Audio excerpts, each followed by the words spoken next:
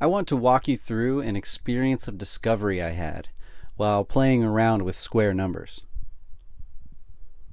Led by intuition and curiosity, I began asking questions and started using algebra in a way that felt very natural. Relearned how a quadratic equation defines a manipulation of geometry and rediscovering the meaning of completing the square.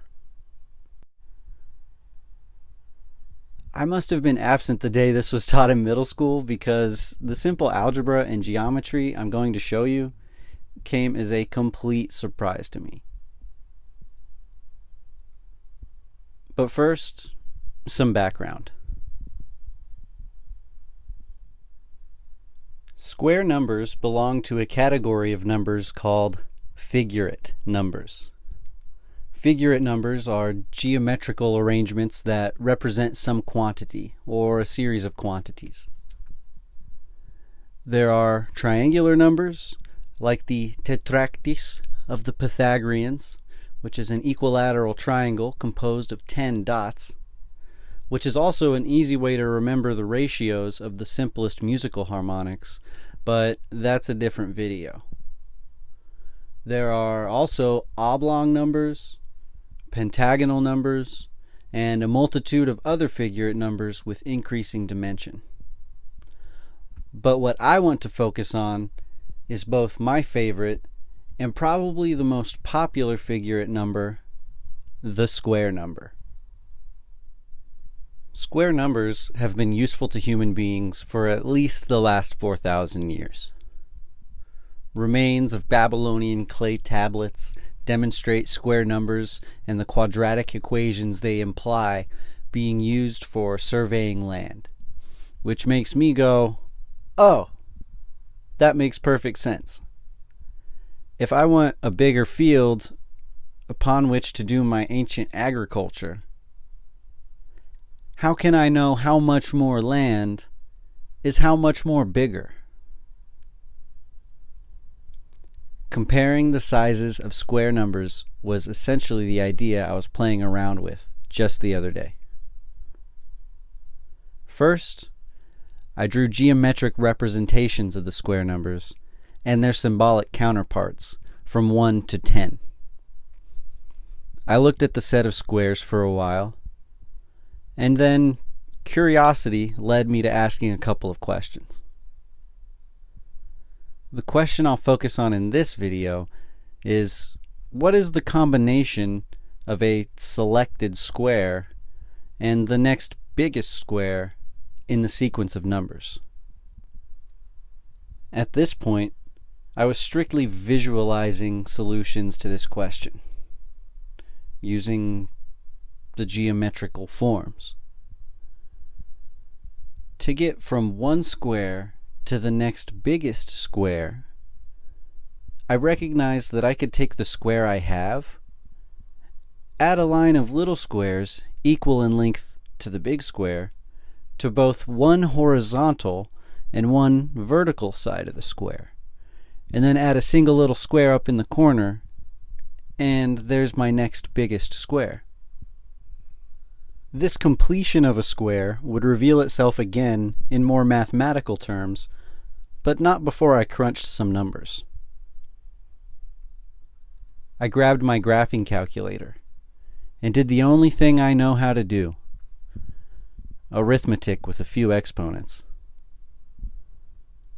This generated some interesting information, as there appears to be a pattern to the sums and differences I calculated between one square and the next, but that's not necessarily the type of information I wanted to discover.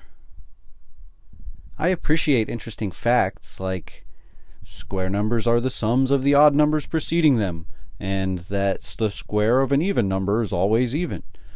But I wanted to find something more general and perhaps more applicable, at least to my own understanding. A quick note before I continue, because this explanation is about to become more abstract. All my life, I've heard the term squared whenever a number is raised to the second power, But when I was exploring the ideas I'm talking about, I felt that by using the present tense square, I was a little better at keeping geometric quantities in mind when starting to think about them with algebra. And it just helped me to remember that the name of a square is defined by its root. The 1 square, the 7 square, and so on. But back to the explanation. I felt that I needed to refine the questions I asked so that they could be expressed in mathematical terms. And here's my question again in case you forgot. What is the combination of a selected square and the next biggest square in the sequence of numbers? Well, the word combination means I'm going to be looking for a sum. The sum of a selected square. But which square? It's variable, so any square it could be is x squared. I'm looking for the sum of x squared and the next square in the sequence. So if I select the 7 square, the 8 square is next in line. If x squared equals 7 squared, and 7 plus 1 equals 8, then x plus 1 square is the next square in the sequence for any selected square. Therefore, the sum of a selected square and the next biggest square is x squared plus x plus 1 square. This is the answer to my question about combining consecutive squares in algebraic terms, but it still leaves something to be desired. I recognized this factor x plus 1 square from algebra class, and I wondered what it had to show me, so I dusted off the old FOIL method and found myself with the expression x squared plus 2x plus 1.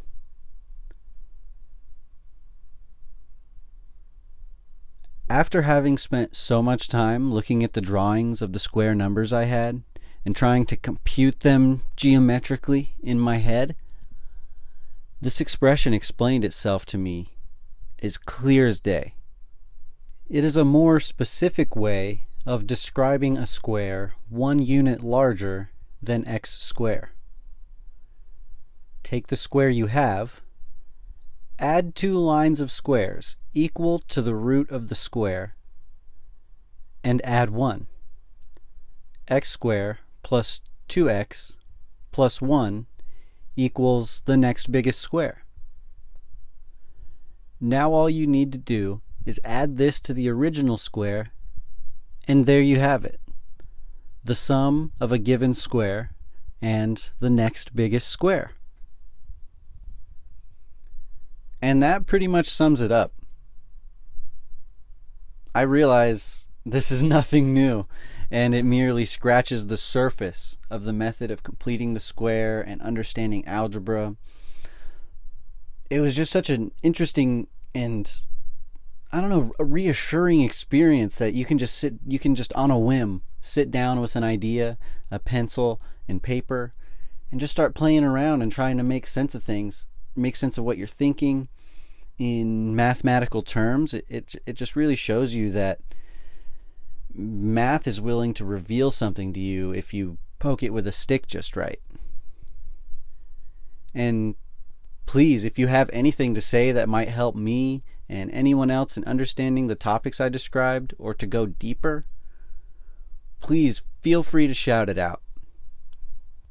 If you've watched this far, or even if you haven't, thank you. Thank you for following along and allowing me to explain myself. I hope it makes sense to you. Thanks. I'll see you again soon.